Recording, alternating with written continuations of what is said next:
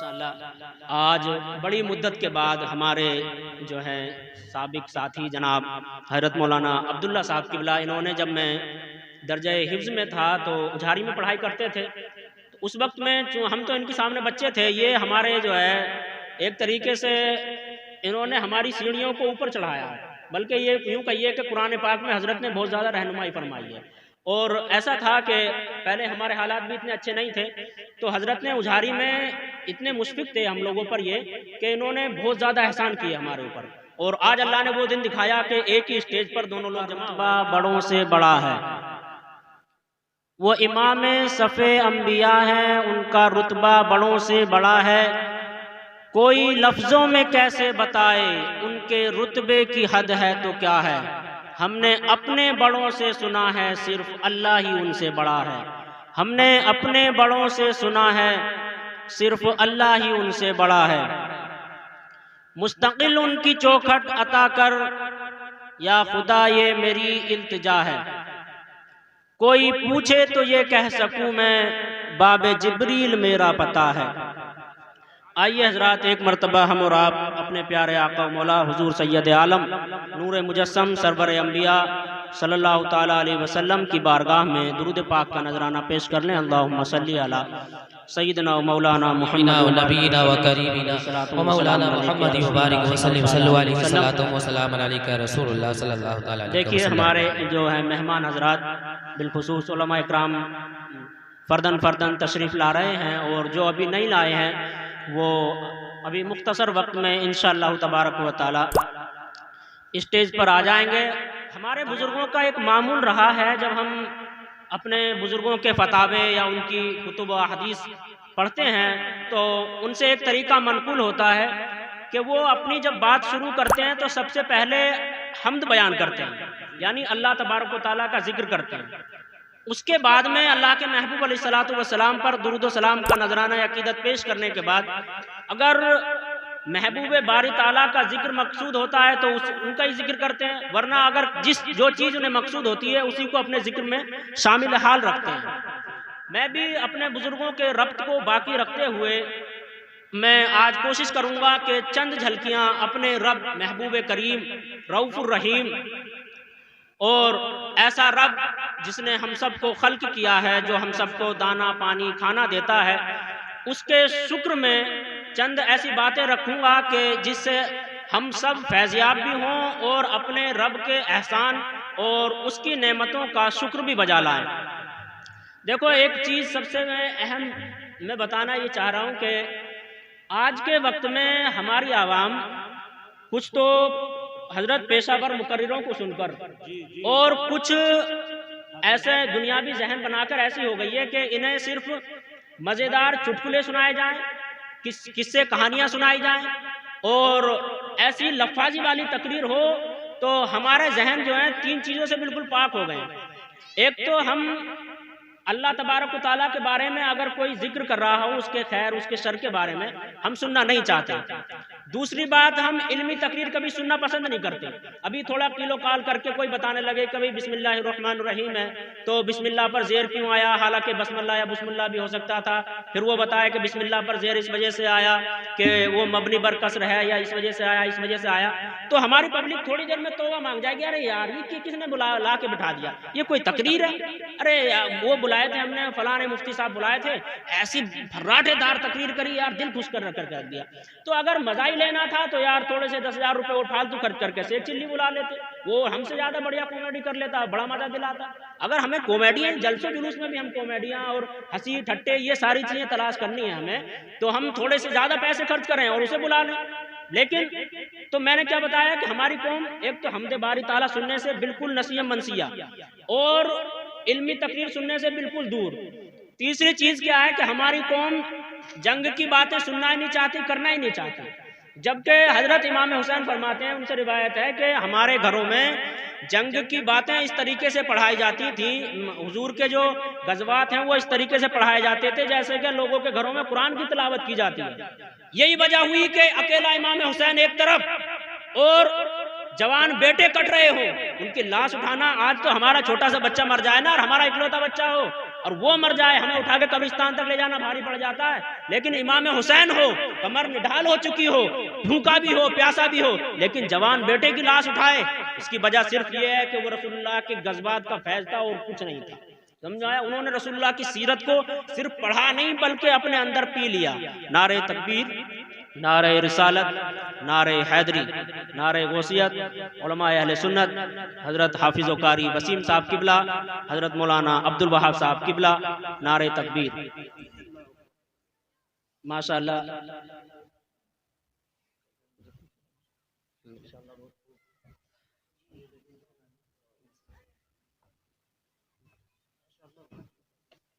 ماشاءاللہ آج بڑی مدت کے بعد ہمارے جو ہے سابق ساتھی جناب حضرت مولانا عبداللہ صاحب قبلہ، انہوں نے جب میں درجہ حفظ میں تھا تو اجھاری میں پڑھائی کرتے تھے، تو اس وقت میں ہم تو ان کے سامنے بچے تھے، یہ ہمارے جو ہے ایک طریقے سے انہوں نے ہماری سیڑھیوں کو اوپر چڑھایا ہے، بلکہ یہ یوں کہیے کہ قرآن پاک میں حضرت نے بہت زیادہ رہنمائی فرمائی ہے۔ اور ایسا تھا کہ پہلے ہمارے حالات بھی اتنے اچھے نہیں تھے، تو حضرت نے اجھاری میں اتنے مشفق تھے ہم لوگوں پر یہ کہ انہوں نے بہت زیادہ احسان کیے ہمارے اوپر، اور آج اللہ نے وہ دن دکھایا کہ ایک ہی اسٹیج پر دونوں لوگ جمع ہو گئے، بڑی خوشی کی بات ہے۔ اور جناب یہ حضرت بھی تشریف رکھتے ہیں، ہمارے امام صاحب دیگر، بہرحال پورا اسٹیج جو ہے خوشیوں کے ایک ممبر بن چکا ہے اور اس سے چھکا چھک بھرا ہوا ہے۔ اللہ تبارک و تعالی ہمارے ان جگمگ جگمگ ستاروں کو یوں ہی جگمگاتا رہے اور ان کی علم و عمل میں خوب خوب برکتیں عطا فرمائے۔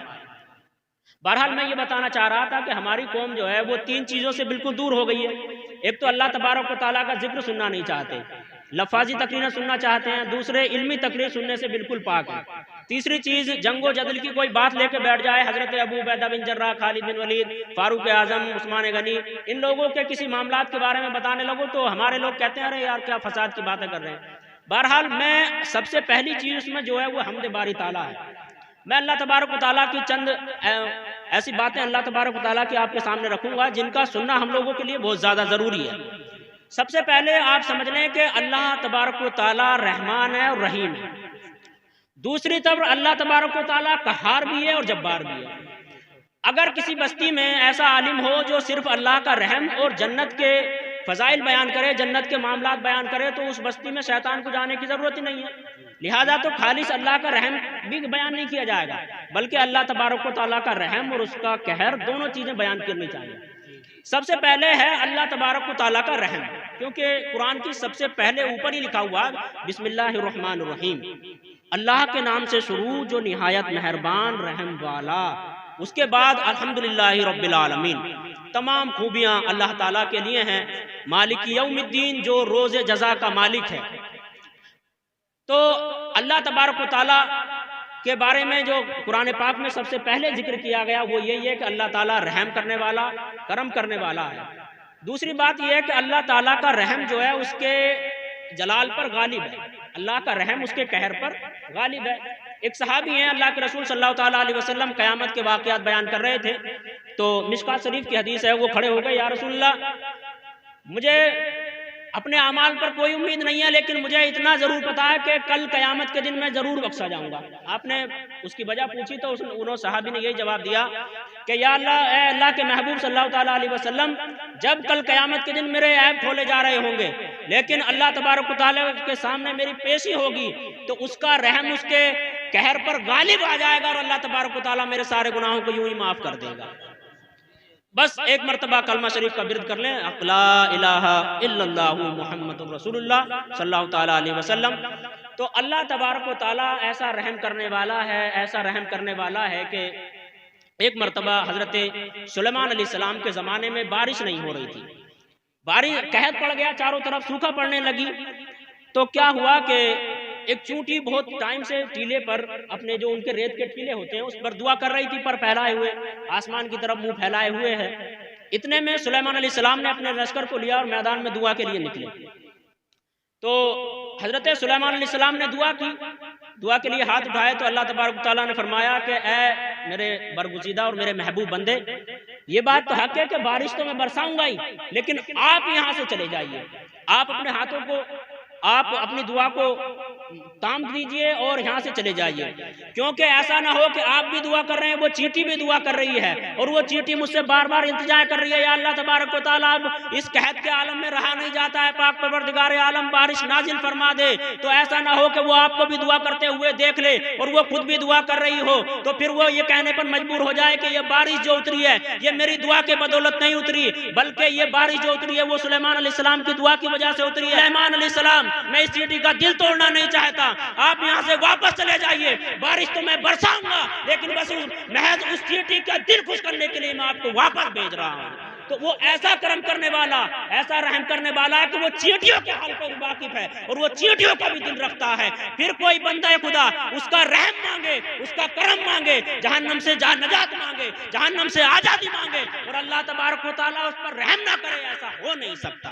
بس یہ ایک جھلکی تھی۔ اب ایک چیز یہ ہے کہ اللہ تبارک و تعالیٰ نے اس زمانے میں ہمیں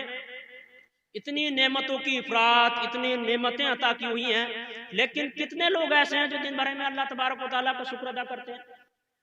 ایسی ہو گئی ہے ہماری قوم حضرت کہ اگر دن بھرے میں کسی مسلمان کو نام بھی لینا ہو نا اللہ کا، تو یہ نہیں کہتے کہ اللہ نے ہمارا یہ کام بنا دیا، بلکہ یوں کہتے ہیں کہ اوپر والے نے ایسا کر دیا تو ہو گیا، یا اوپر والا جیسا چاہے گا ویسا کرے گا، معاذ اللہ رب العالمین۔ یہ نہیں کہتے کہ اللہ تبارک و تعالیٰ غفور الرحیم ہے، بخشنے والا ہے، کرم کرنے والا ہے، یا اس نے ہماری بہن کی بیٹی کی دعا کے صدقے میں اللہ نے ہمارا یہ کام بنا دیا، کوئی بات ہی نہیں ہے، اوپر والے نے ایسا کر دیا اور ہمارا تو سارا نظام اوپر والے کے ہاتھ میں ہے۔ مطلب پورے دن میں اگر کسی طریقے سے اللہ کی یاد آئی بھی تو یوں نہیں کہا کہ اللہ نے کر دیا، خدا تعالیٰ نے کر دیا، پروردگار نے بنا دیا، ہمارے رب نے کر دیا، بلکہ اللہ اوپر والے نے ایسا کر دیا۔ تو اب کوئی بتاؤ کہ اگر کوئی انسان یہ سوچے کہ میں نے پورے دن وہ اوپر والا کرتا رہے، پھر کہے کہ میں نے اللہ کا پورے دن ذکر کیا ہے، تو کسی عالم سے مجھے ذرا پوچھ کے بتاؤ، یہ بتائیں گے کہ اسے کوئی ثواب ملے گا یا گناہ؟ ہر عالم یہ کہے گا کہ اگر وہ اوپر والے کو الوہیت بصریت کے معنی میں مان رہا ہے تو کافر نہیں ہوا، مگر اگر اللہ تبارک و تعالیٰ کے اس نے مکان خاص کیا تو وہ کافر ہو گیا۔ بجائے وہ تھا ثواب کا طالب، تو بجائے ملنے کے ثواب وہ جہنم کا مستحق ہو گیا اس اوپر والا کہنے کی وجہ سے۔ اب اللہ نے ہمیں اتنی نعمتوں سے نوازا، اتنی نعمتیں دی ہیں کہ دیکھو پہلے کہ ہم نے بزرگوں سے، ہم جو بوڑھے ہیں ہمارے 70 سال کے اور ان سے کم کے 65 کے 50 کے، ان سے پوچھ کر کے دیکھو کہ یہی ہماری بستی ہے حضرت، یہی نانی ہے کہ جہاں پر سیلاب آیا کرتا تھا، دریا یہ گنگا پوری طریقے سے بڑھ کر ادھر آ جایا کرتا تھا، لوگ اتنی بری طریقے سے دانا نانے سبینہ کو ترس جاتے تھے، ایک ایک دانے کو ترستے تھے۔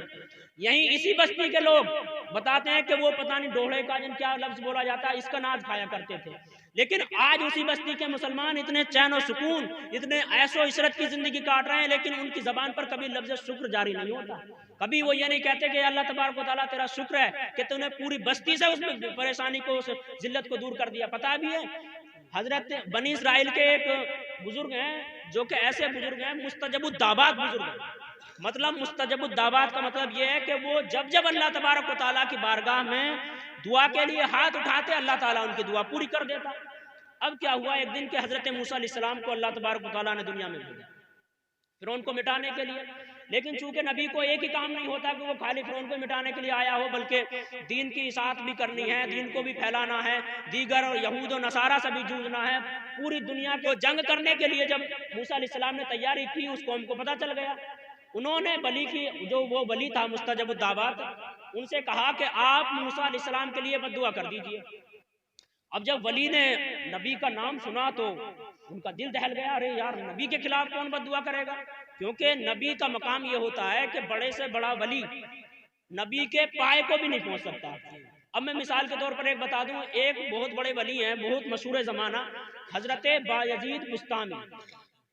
حضرت بایزید بستامی ایسے ولی ہیں کہ جہاں سے اولیاء کی اڑان ختم ہوتی ہے وہاں سے اولیاء کی اڑان شروع، ان کی اڑان شروع ہوتی ہے، اتنے بڑے ولی ہیں حضرت بایزید۔ کیسے شروع ہوتی ہے؟ دیکھو حضرت اورنگزیب نے جامع مسجد میں حضرت سرمست شاہ کا سر کاٹ دیا، تو ان کے پیر نے، وہ بیچ میں کیا باتیں ہوئی وہ بہت ساری ہیں، بس یہ سنیں مختصر کہ ان کے پیر نے یہ کہا تھا میں ابھی جا رہا ہوں حضور کی بارگاہ میں اور آپ کی جا کر کے شکایت کروں گا۔ تو فرماتے ہیں ان کے پیر کہ میں ایک لمحے کے اندر مسجد نبوی میں پہنچا، لیکن تعجب کی بات یہ تھی کہ حضرت اورنگزیب مجھ سے بھی پہلے جا کر وہاں دعا مانگ رہے تھے اور اللہ کے رسول کی بارگاہ میں گڑ گڑا رہے تھے، یا رسول اللہ فتح سرزد ہو گئی۔ حضور اللہ تبارک و تعالیٰ نے فرمایا ہے کہ جب تم اپنی جانوں پر ظلم کر بیٹھو تو میرے محبوب کی بارگاہ میں آ جاؤ، اپنے رب کو بہت زیادہ بخشنے والا مہربان غفور رحیم پاؤ گے۔